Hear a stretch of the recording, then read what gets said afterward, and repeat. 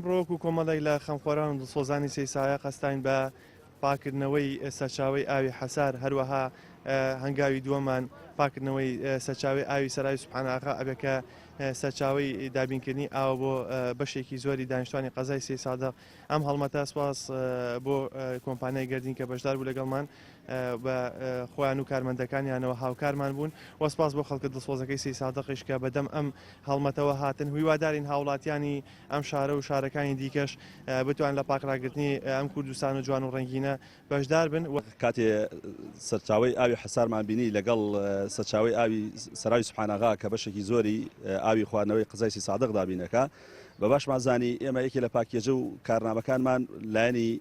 ژینگەیە بەڕاستی بە زەرورمان زانی هەڵمەتێکی بۆ بکەین و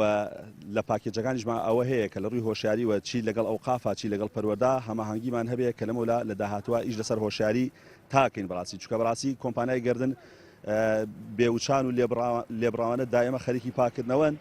بەڵام بەڕاستی فریا ناکەون چونکە ئەگەر ئێمە وەکو هاوڵاتی وەکو تاگ هەمیان دەستبار نەبن بەڕاستی ئەوانیش پێ ڕانا